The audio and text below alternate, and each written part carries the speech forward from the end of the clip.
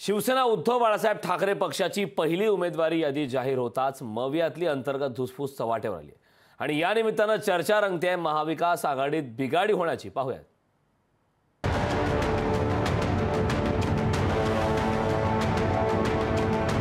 बैठकांचा सिलसिला, चर्चेचं गुऱ्हाळ आणि समन्वयाची भाषा या सगळ्या घडामोडींच्या पार्श्वभूमीवर शिवसेना उद्धव बाळासाहेब ठाकरे पक्षाची लोकसभा उमेदवारांची पहिली यादी आज जाहीर झाली आणि मवियातले रुसवे फुगवे चव्हाट्यावर आले। शिवसेना उद्धव बाळासाहेब ठाकरे पक्षानं 17 जणांची उमेदवारी जाहीर केली आहे। यामध्ये सांगली आणि मुंबई वायव्यची जागा मवियात कळीचा विषय ठरला।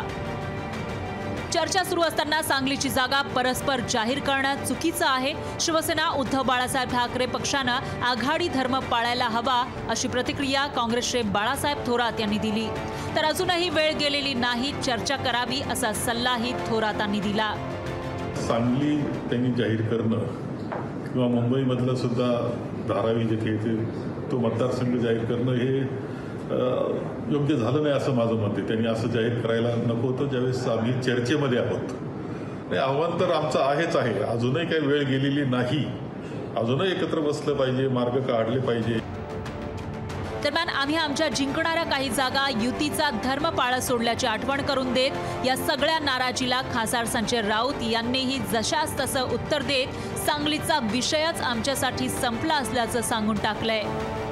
कोणाबरोबर जिंकतोय कोणाबरोबर लढतोय हा प्रश्न नाही, ती सिटिंग जागा आहे। त्या जागेवर काँग्रेस पक्षानं आपला उमेदवार जाहीर केला, त्याच्यावरती आम्ही कोणत्याही प्रकारचा आक्षेप घेतला नाही, कारण चर्चेतून तो प्रश्न सुटला होता। त्या बदलामध्ये आम्ही ईशान्य मुंबई जागा लढू असं त्यांना सांगितलं।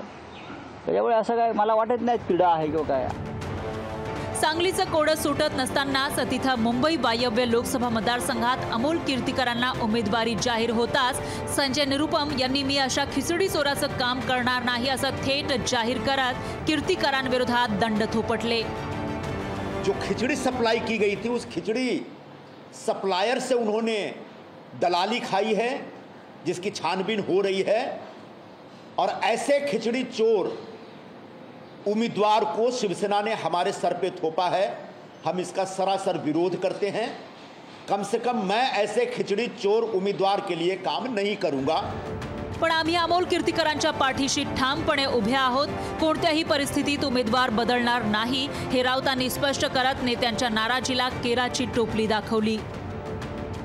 शिवसेना उद्धव बाळासाहेब ठाकरे पक्ष आणि काँग्रेसच्या या वादात आता भाजपनं ही उडी घेतली आहे। उभाटाला आणि शरद पवार गटाला काँग्रेसला बाहेरचा रस्ता दाखवायचा आहे।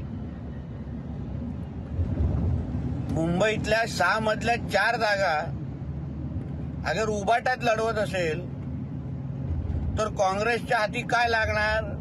बाबाजी का ठुल्लू? एकीकडे काही जागांवर काँग्रेस जरी आग्रही असली तरी मुंबईच्या हक्काच्या जागेवर काँग्रेसला उमेदवार मिळेनासं झाल्याचं दृश्य आहे। उत्तर मुंबईची जागा त्यापैकीच एक। पण आता याच जागेवर काँग्रेसला उमेदवार सापडत नसल्याची चर्चा जोर धरतीये। त्यातूनच मग शिवसेना उद्धव बाळासाहेब ठाकरे पक्षाच्या विनोद घोसाळकर यांना निवडणुकीच्या रिंगणात उतरवण्यासाठी गळ घातल्याची ही चर्चा आहे। ऐन निवडणुकीत प्रचारादरम्यान मवियातली ही धुसफूस चव्हाट्यावर आल्यानं अंतर्गत नाराजीचा फटका मवियाला निवडणुकीत बसणार की मविया डॅमेज कंट्रोल करण्यात यशस्वी होणार ते येणारा काळच ठरवणार आहे। स्वप्नील जाधवसह ब्युरो रिपोर्ट, लोकशाही मराठी। लोकशाही मराठी ऐका, पहा, जागरूक रहा।